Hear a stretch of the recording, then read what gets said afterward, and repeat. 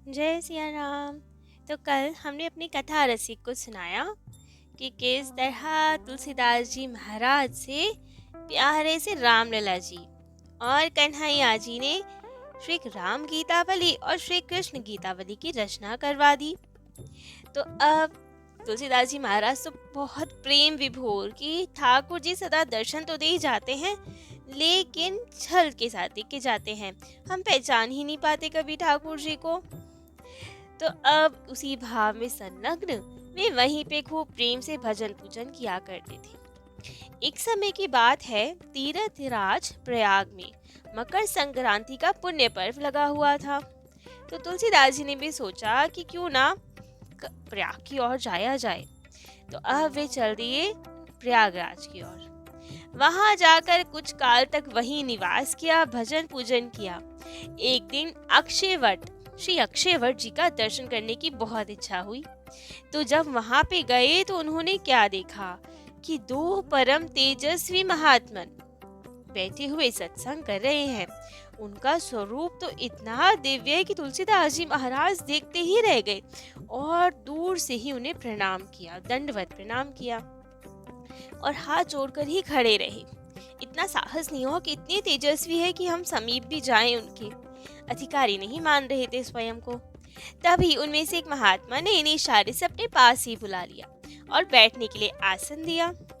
लेकिन इनका तो इतना दैन्य भाव कि इतने तेजस्वी महात्मन के समीप सेम आसन पर बैठना तो उचित नहीं। तो उन्होंने आसन को ही प्रणाम किया और समेटकर जमीन पर ही बैठ गए। अब तो सत्संग प्रारंभ हुआ। इन्होंने अपना परिचय दिया और उन महात्माओं का भी परिचय पूछा। पूछने पर पता चला कि वे तो श्री याज्ञवल्क्य जी और श्री भरद्वाज जी हैं, महान मुनि। तो देख के तो बहुत आश्चर्य में कि भरद्वाज जी और श्री याज्ञवल्क्य जी यहाँ पे हैं। और उन्होंने अब कथा सुनानी प्रारंभ की, श्री राम जी की कथा।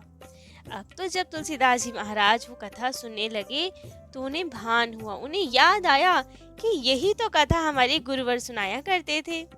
तब तो याज्ञवल्क्य जी जो कथा सुना रहे थे उन्होंने इस कथा का इतिहास बताया, परंपरा बताई कि किस तरह ये कथा हमें मिली।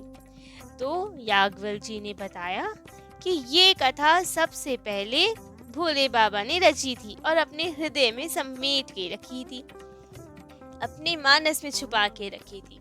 और जब माता पार्वती ने उनसे जिज्ञासा की तो उन्हें अधिकारी जानकर उनको सुनाया। ऐसे ही एक बार काकभुसुंडी जी को प्रदान की ये कथा, काकभुसुंडी जी से ही याज्ञवल्क्य जी को मिली।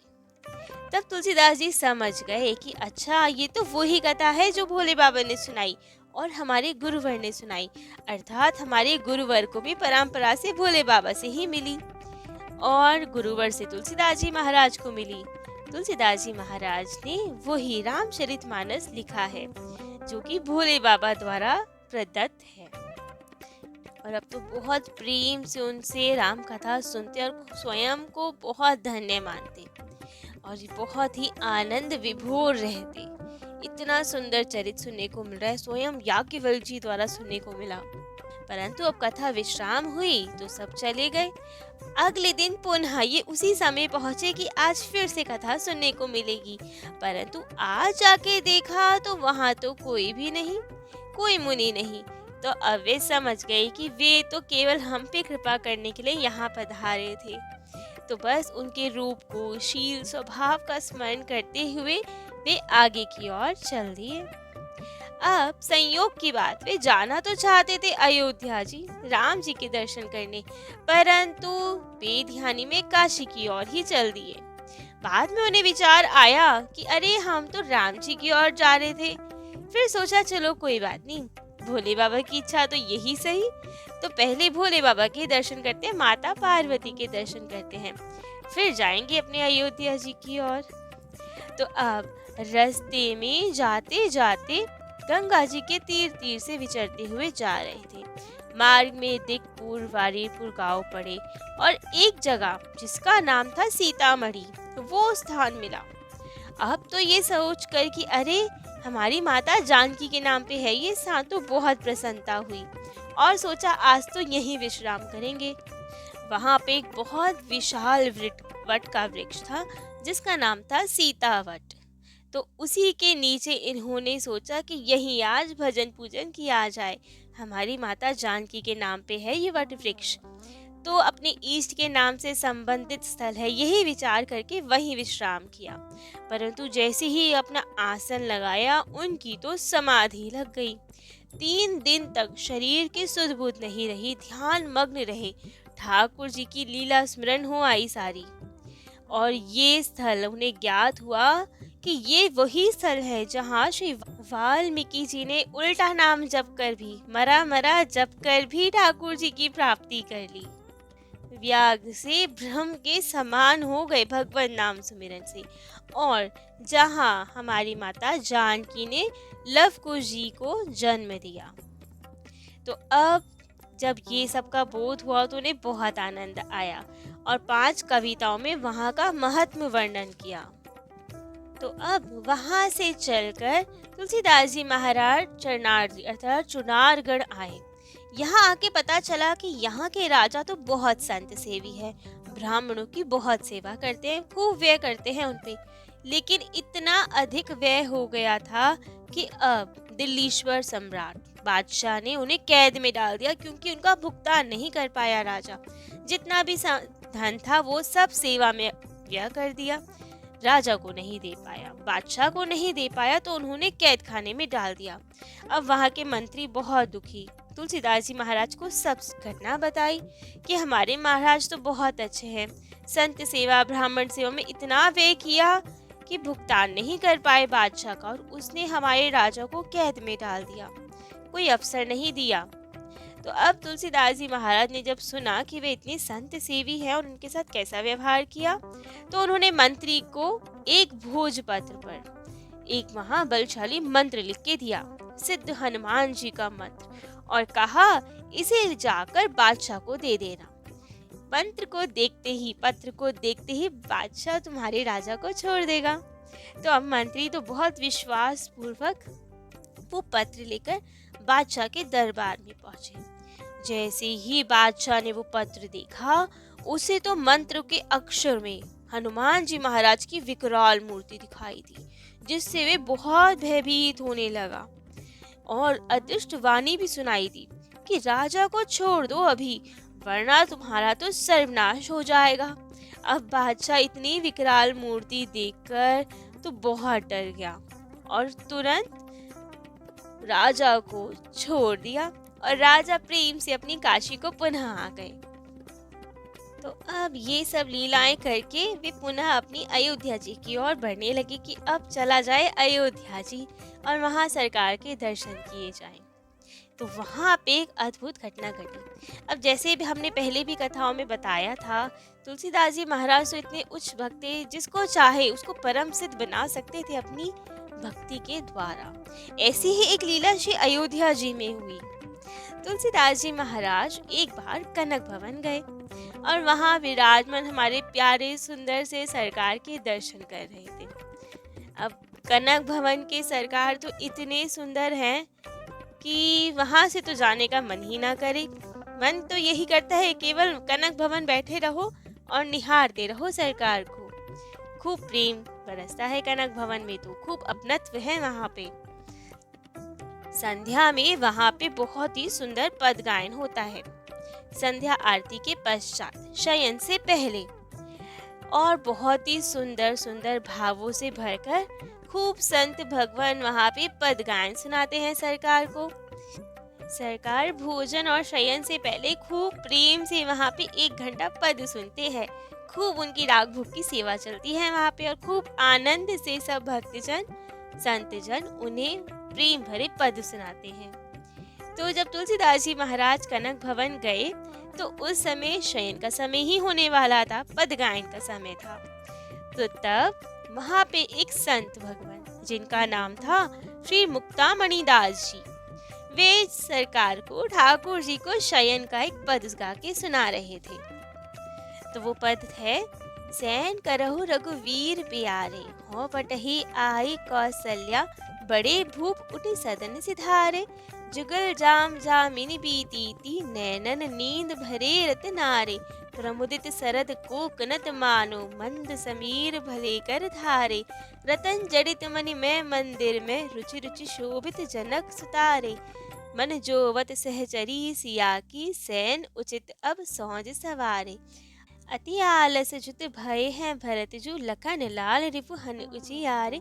सुनत सकल ते पान बिदा करी, उठे दास मुक्ता जब बारे। अब तो उन्होंने बहुत प्रेम से गाया, ये अनेक अनेक राग रागिनियों में गाया, बहुत प्रेम भाव से गाया। और ये पद सुनकर, इतने प्रेम भाव को सुनकर, तो तुलसीदास जी महाराज बहुत ही प्रसन्न हुए कि कितने अलौकिक सेवा चल रही है यहाँ सरकार की, क्या सुंदर सुंदर पद सुनाए जाते हैं। और वो इतने प्रसन्न हुए कि तत्काल उन संत को, श्री मुक्तामणि दास जी को तत्काल उन्होंने परम सिद्ध बना दिया अपनी भक्ति के बल से।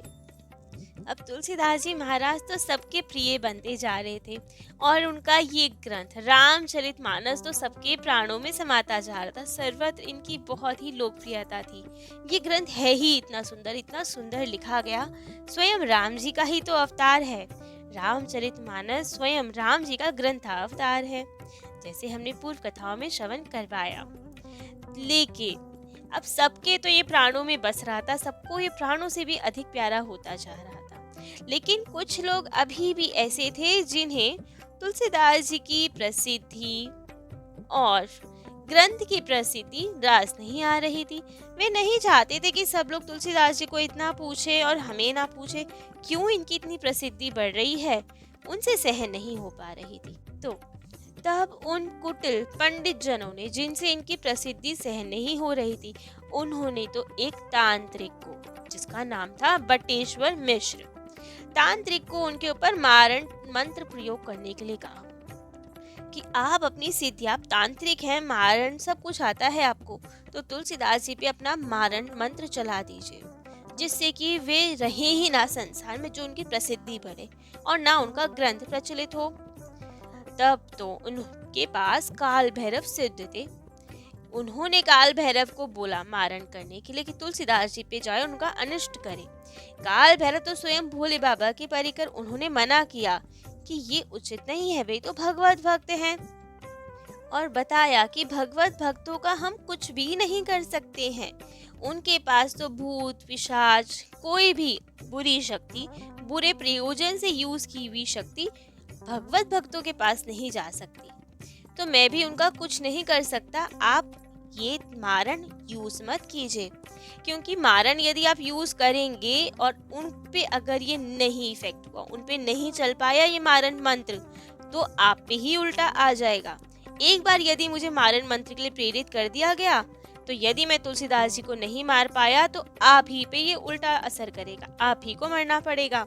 लेकिन उन्हें तो पूरा विश्वास कि ऐसे कौन से इतने बड़े तुलसीदास जी हैं जिन पे हमारा मारण ना चल सके। तो उन्होंने काल भैरव को प्रेरित किया और भेजा कि आप जाओ और ये मारण मंत्र तुलसीदास जी पे चलाओ। अब तो काल भैरव बहुत विवश और आए तुलसीदास जी के पास, लेकिन तुलसीदास जी के समीप तो सदा हनुमान जी रहते ही हैं। राम जी के भक्त हैं तुलसीदास जी, हनुमान जी तो सदा उनकी सुरक्षा में रहेंगे। सभी भक्तों की सुरक्षा का दायित्व तो हमारे हनुमान जी का ही है। तो बस फिर अब तुलसीदास जी के समीप हनुमान जी को देखकर, उनकी रक्षा देखकर, अब तो काल भैरव बहुत घबराए। उनका साहस ही नहीं हुआ तुलसीदास जी के पास जाने का, और उल्टे पैर क्रोध में भरकर वापस आए और बटेश्वर के ही प्राण ले लिए।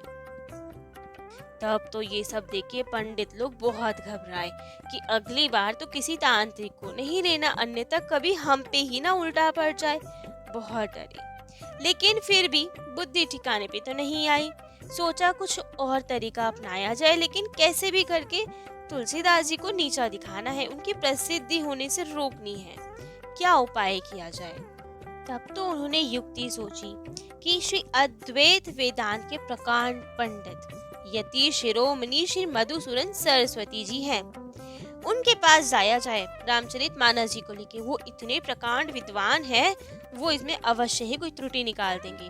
वैसे ही वे अद्वैतवादी हैं, अर्थात ज्ञान मार्गी हैं, भक्ति को इतनी इम्पोर्टेंस तो कहाँ ही देंगे वे। तो ठीक है, भक्ति पर्यंत है ना रामचरितमानस, तो उन्हें तो भाएगी ही नहीं, बहुत सारी कमियां निकालेंगे इसकी। और जब कमियां निकालेंगे तो हम सब भी खंडन कर देंगे रामचरितमानस जी का, अस्वीकार हो जाएगी ये समाज में।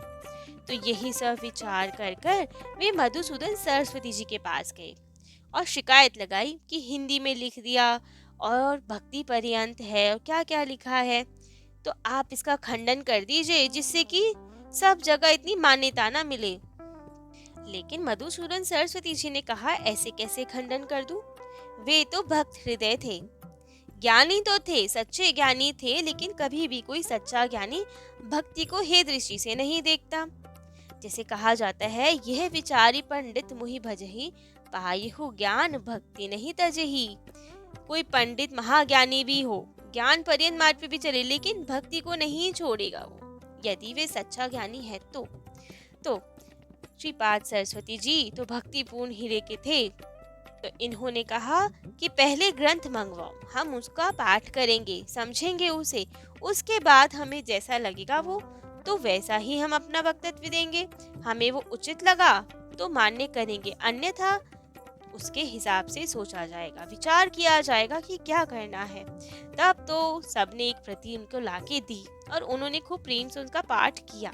अब तो जब पाठ किया तो उनको भी परमानंद का अनुभव हुआ, खूब खूब प्रसन्न हुए वो रामचरितमानस जी को पढ़कर। इतने प्रसन्न हुए कि उन्होंने मानस जी के ऊपर एक अपना श्लोक लिखा, आनंद कानने यस्मिन् जंगमस् तुलसीतरु, कविता मंजरी भाति राम भ्रमर भूषित। कि इस आनंद स्वरूप कानन जंगल में तो तुलसीदास जी ऐसे सुंदर तुलसी जी के पौधे के समान है जिसकी ये कविता मंजरी है, और उसमें उसके पराग को लेने के लिए राम रूपी भ्रमर हमारे स्वयं राम जी भी उस पे विराजमान होते हैं, उसकी सुगंध लेने आते हैं। तो तुलसी जी स्वयं तुलसी जी के प्यारे पौधे के समान है जो राम जी से और राम जी उनसे अति प्रेम करते हैं। तो ये बहुत सुंदर ग्रंथ है। अब तो जब उन्होंने भी मान्यता दे दी, तब तो ये काशी के विद्वान ब्राह्मण कुछ भी नहीं कर पाए, कोई उनका चाल नहीं चली और विरोध छोड़ना ही पड़ा उन्हें। तो अब उन्होंने तो विरोध छोड़ दिया, परंतु क्या कोई और भी है जो इनसे ईर्ष्या करता था या सब शांत हो गए? क्या रहा आगे, कैसा रहा तुलसीदास जी का जीवन आगे और कौन से ग्रंथों की रचना की, ये सब हम आगे की कथाओं में अपने कथा रसिक को श्रवण कराएंगे। आज के लिए इतना ही। जय जय श्री सीताराम।